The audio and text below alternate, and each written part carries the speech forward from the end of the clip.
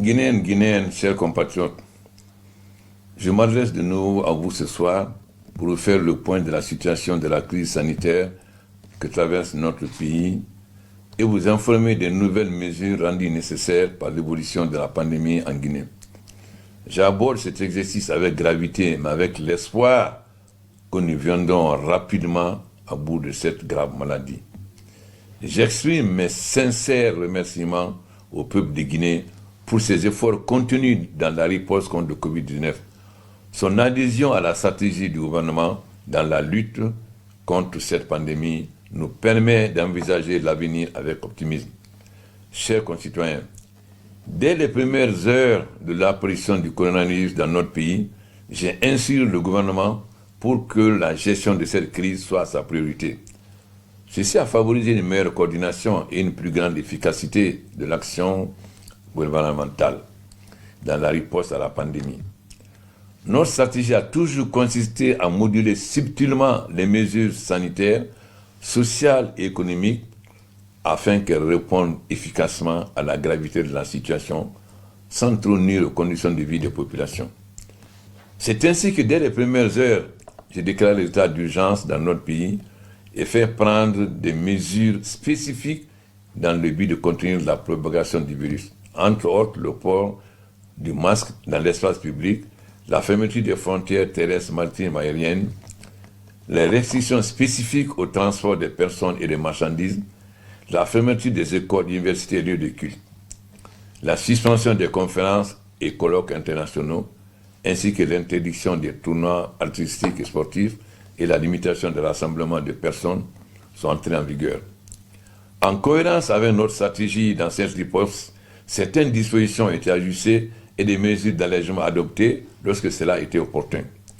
Je me réjouis en particulier de la réouverture partielle des écoles, centres de formation et universités, ainsi que des lieux de culte dans les zones non affectées par la Covid-19.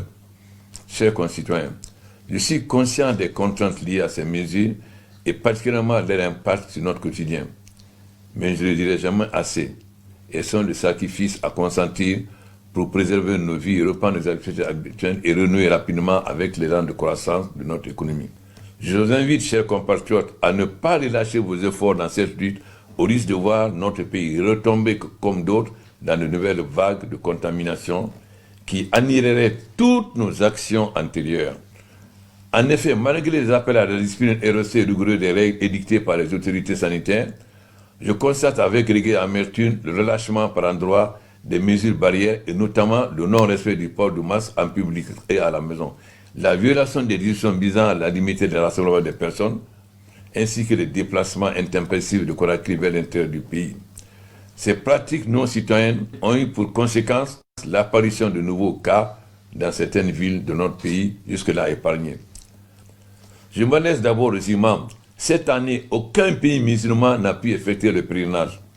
À vous tous Guinéens, je dois rappeler que même pendant la crise de Ebola, Air France, Royal Air Maroc et Bruxelles Airlines avaient maintenu leur vol. Avec cette pandémie, toutes les compagnies aériennes ont arrêté leur vol commercial. Nous devons donc prendre cette maladie très au sérieux. Nous devons donc absolument continuer de garder le cap. Notre stratégie fonctionne, nous devons nous y tenir rigoureusement.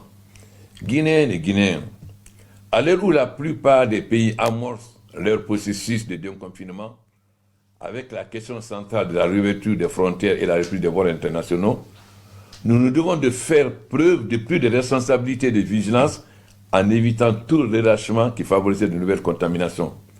Je réitère mon invitation à tous les composants de notre société, organisations de jeunesse, de femmes, de lotissants, leaders sociaux, partis politiques, sociétés civiles, diaspora, à renforcer leur message dans ce sens en communiquant abondamment autour des modes de prévention de la Covid-19 et des enjeux économiques et sociaux de cette lutte contre la pandémie.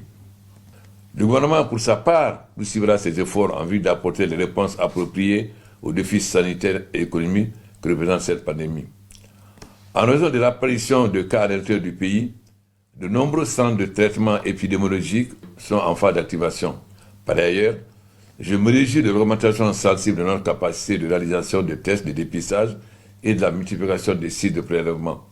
Les tests rapides actuellement en expérimentation dans notre pays pourraient être étendus à un plus grand nombre de personnes dans nos régions, préfectures et sous-préfectures, permettant une détection et une prise en charge rapide des cas positifs. Le gouvernement a également pris des initiatives afin de permettre le retour de nos compatriotes bloqués à l'étranger dans des conditions sécuritaires optimales. C'est dans ce cadre que près de 200 Guinéens sont récemment rentrés du Sénégal.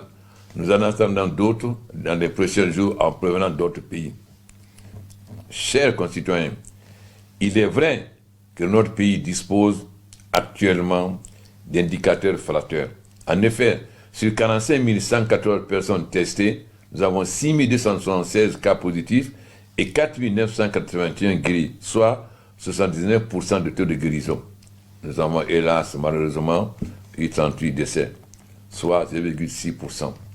Je présente mes condoléances aux parents et aux proches des personnes ayant perdu la vie et souhaite un prompt rétablissement à celles qui sont en soins. Chers compatriotes, après avoir pris toute la mesure de la situation et suite aux concertations avec les acteurs et experts concernés, j'ai décidé de mener les mesures suivantes. L'état d'urgence est reconduit pour une période de 30 jours à compter du 15 juillet 2020 sur toute l'étendue du territoire national. Les frontières aériennes vont connaître une réouverture progressive à partir du 7 juillet 2020 en fonction de la mise en place des dispositions et procédures sanitaires retenues et conformément au principe de réciprocité entre les pays d'origine et de destination. Pour la reprise effective à cette date du trafic aérien commercial international, un protocole de réouverture et un plan opérationnel de relance du transport aérien seront publiés par les ministères en charge du transport en concertation avec l'ANS. Le couvre-feu est ramené de 0h à 4h du matin pour la zone du Grand Conakry, Koya, du Breka, et reste entièrement levé à l'intérieur du pays. Le port du masque est toujours obligatoire tant en public qu'à la maison. Les autres dispositions relatives à l'état d'urgence sanitaire restent en vigueur. Je remercie l'ensemble des intervenants dans la réponse contre le Covid-19, avec une pensée particulière à l'endroit du personnel soignant de première ligne qui s'expose quotidiennement aux dangers de contamination et qui s'acquitte de sa noble mission avec compétence et dévouement. Je suis convaincu que la victoire est à notre portée. Faisons preuve de solidarité et de responsabilité pour vaincre ce fléau. Je m'adresse particulièrement aux maires, aux chefs de quartier, présidents de CRD. Aidez-nous dans la sensibilisation des populations. Aidez-nous à accompagner les médecins. Chaque Guinéen doit être un communicateur. Chaque Guinéen doit veiller à ce que son voisin porte les masques. Quand vous voyez un voisin qui n'a pas de masque, il faut l'interpeller et l'obliger à porter les masques. Car la meilleure façon de vaincre cette maladie est de porter ces masques. Quand nous portons les masques, nous nous protégeons et nous protégeons nos vis-à-vis. C'est là surtout important dans les lieux publics comme les marchés et autres. Donc je compte sur vous, élus locaux, pour nous aider et accompagner les médecins. Supportez la société civile qui distribue les masques.